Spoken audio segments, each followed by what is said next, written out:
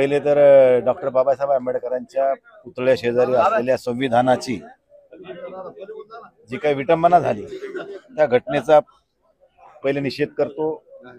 हा पूर्ण परभणीकरणीच नाही तर देशातल्या किंवा जगातल्या बाबासाहेबांना मानणाऱ्या प्रत्येक व्यक्तीनं या घटनेचा निषेध केला। यामध्ये कुठलाही दुमत असण्याचं कारण नाही। परंतु ही घटना घडली ही अत्यंत दुर्दैवी आहे। आता तो घटना करणारा कोण आहे, कसा आहे, हे आता तपासाचा भाग आहे।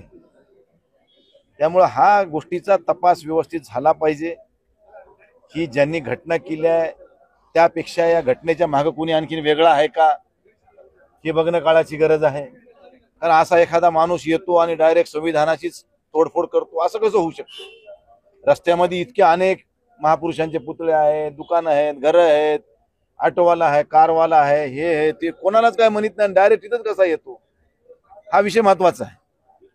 आणि त्यानंतर जी काही परिस्थिती उद्भवली रात्री नंतर सगळे जिल्हा प्रशासन, पोलीस प्रशासनाने येऊन, समाजातल्या लोकांनी येऊन या ठिकाणी बाबासाहेब आंबेडकरांच्या पुतळ्याला पुष्पहार अर्पण केला, सगळ्यांना शांततेचं आवाहन केलं। दुसऱ्या दिवशी बंदचं आवाहन स्वीकारलं, सगळ्या व्यापाऱ्यांनी बंदमध्ये सहभागी होण्याचं ठरवलं।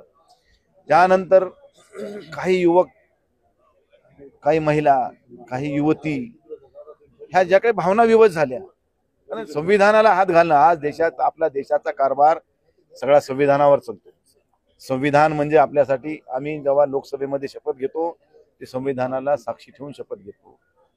या चेअरवर बसणारा प्रत्येक व्यक्ती संविधानाला धरून बसतो। त्या संविधानावर हात घालणं हा देशद्रोही असं एखाद्या वेळेस म्हणता येईल। आणि अशा ह्या देशद्रोही व्यक्तींना कठोर शासन झालं पाहिजे ही भूमिका सर्वसामान्य जनतेची आहे आणि त्यातून उद्भवलेला हा प्रसंग होता। पण ह्या प्रसंगामध्ये नेते मंडळींनी पुढाकार घेऊन शांतता प्रस्थापित करण्याचा प्रयत्न केला, पण काही अंडर 18 किंवा अंडर 20 म्हणा ह्या लोकांनी थोडा अतिरेक करण्याचा प्रयत्न झाला। ह्याच्यात काही दुमत असायचं कारण नाही। नाहक काही व्यापाऱ्यांची दुकानं फुटली, काही लोकांच्या गाड्या फुटल्या, काही लोकांच्या मोटरसायकली जळाल्या व फुटल्या, काही लोकांच्या दुकानाची बोर्ड फुटली, ह्या लोकांचं मोठ्या प्रमाणात नुकसान झाले, काही लोकांना त्रास झाला। त्याच्याबद्दल मी या ठिकाणी जिल्ह्याचा खासदार म्हणून माफी मागतो। परंतु ह्या सगळ्या लोकांना ज्यांचं नुकसान झालंय त्या लोकांना शासनाची मदत झाली पाहिजे अशा स्वरूपाची विनंती मी आपल्याला या निमित्तानं करतो। त्यामुळं आज ही झालेली घटना आणि त्यानंतर मी असं ऐकलं की ह्या ठिकाणी काही भारतीय जनता पार्टीच्या लोकप्रतिनिधींनी माझ्यावर सुद्धा गुन्हा दाखल करावा अशा स्वरूपाची मागणी केली। अशा स्वरूपाचं माझ्याकडे काही माहिती मिळाली। माझं म्हणणं एवढंच होतं की दुपारी बांगलादेशमधल्या हिंदूंना प्रोटेक्शन देण्याच्या संदर्भानं मोर्चा काढण्यात आला। त्या मोर्चाला भारतातल्या प्रत्येक नागरिकाचं समर्थन आहे, कोणाचा विरोध असायचं कारण नाही। कारण हा भारतीय लोकांना जर त्रास होत असेल तर त्यांना प्रोटेक्शन देणं, त्यांच्यासाठी आपण उभं राहणं हे आपलं कर्तव्य आहे। पण हे कर्तव्य पार पडत असताना भारतीय जनता पार्टी या हिंदूच्या नावाखाली एक वेगळा अजेंडा राबवत होती। बटेंगे तो कटेंगे, एक है तो सेफ है, हे नारे भारतीय जनता पार्टीचे होते, हे हिंदू म्हणून नव्हते। तुम्ही इथं सगळ्यांना हिंदू म्हणून एकत्र यायला आवाहन केलं होतं, तुम्ही भारतीय जनता पार्टीच्या लोकांना बोलवलेलं नव्हतं। मग तुम्हाला जर हेच करायचं होतं तर तुम्ही फक्त भाजपचे लोक बोलवायचे, हिंदू म्हणून कशाला बोलवलं कोणाला? हिंदूला बोलवलं होतं तर तुम्ही त्या ठिकाणी ह्या गोष्टी करायला नको होत्या। आणि बटेंगे तो कटेंगे, एक है तो सेफ है, आणि जेव्हा परभणीमध्ये दंगल सुरू झाली तर तेव्हा एक बी सेफ व्हायला पुढे आला नाही। मग कुठे गेले सेफ वाले परभणीतले सगळे? अरे बोलायला सोपं असते, निभावताना लई त्रास होत असते, कळालं का? म्हणून कधीही अशा भावनिक होऊन कोणत्या गोष्टी करू नका आणि समाजामध्ये तेढ निर्माण होईल असं कुठलं काम करू नका। तुम्ही आणखीन काहीच बघितलं नाही, आम्ही लय जीवनामध्ये अनुभवलो, हे सगळे आम्ही अनुभवणारी माणसं आहेत। आम्ही ह्या सगळ्या प्रक्रियेतून गेलेलो आहोत म्हणून आम्हाला कळतंय, ज्याचं जळते त्यालाच कळतंय। उगा येऊन भाषणं देऊन किंवा काहीतरी वातावरण गरम करून आपली पोळी भाजून घेणं हे सोपं आहे, परंतु त्यानंतर उद्भवणाऱ्या प्रसंगाला समोर जायला काय लागते आणि त्याच्यानंतर त्याचे परिणाम, दुष्परिणामाला कसं पुढे जावं लागते हे आम्ही जीवनात अनुभवले। म्हणून एवढ्या अनुभवातून आम्ही तुम्हाला या ठिकाणी सांगतोय।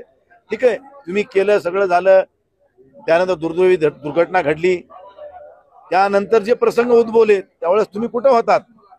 जेव्हा परभणीमध्ये तोडफोड होत होती, गाड्या फोडत होते, लोकांना त्रास होत होता, एकही भारतीय जनता पार्टीवाला पुढे आला नाही माईचा लाल. ह्याचा मला आपल्याला निषेध करायचा ह्या गोष्टीचा. तेव्हा कुठे गेली तुमची मर्दुमकी, कुठे गेले तुमचं सेफ? हे सेफ तेव्हा नव्हतं तुम्ही. मग सगळं झालं जिकडे तिकडे शांतता, मग येऊन लोकच काय झालं, अरे त्याचं वासून गेलं ना सगळं, त्याचं नुकसान झालं, त्याचं घर जळालं, कोणाची गाडी जळाली, काय झालं. बघा ह्या गोळण्यामागे कोण आहे हे आता हे पोलीस तपासाचा भाग आहे. हे मी कोणावर ॲलिगेशन केले नाहीत किंवा मी कोणावर ॲलिगेशन करणार नाही, परंतु हे घटना बाबासाहेबांच्या संविधानाची जी दुर्घटना घडली आहे, ज्याच्या त्यांनी तोडफोड करण्याचा प्रयत्न केला आहे, ह्याच्या मागे कोण आहे, ह्याचा बोलीचा धनी कोण, हा शोधणं आता ही काळाची गरज आहे. मी कालही प्रतिक्रिया दिली. मी देवेंद्र फडणवीस साहेबांनाही फोन केला होता. मी जे बोललो ते केलं आणि फोन केल्यानंतर त्यांच्या पीएनी फोन उचलला आणि ते म्हणले की बाबा ह्या नंबरवर नाही, तुम्ही दुसऱ्या नंबरवर, मला नंबर द्या, मी त्याच्यावर बोलतो. त्यांच्याकडून मला नंबर पुन्हा आला नाही आणि माझं काही पुन्हा बोलणं झालं नाही.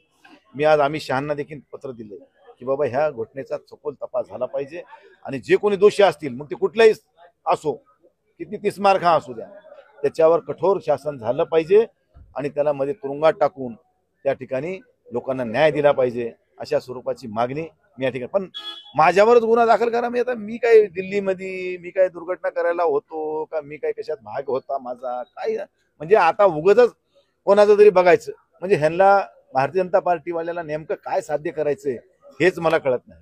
भारतीय जनता पार्टीच्या एक जबाबदार लोकप्रतिनिधीनं आमच्यावर कारवाया करावं म्हणावं म्हणजे आता ही शोकांतिका आहे.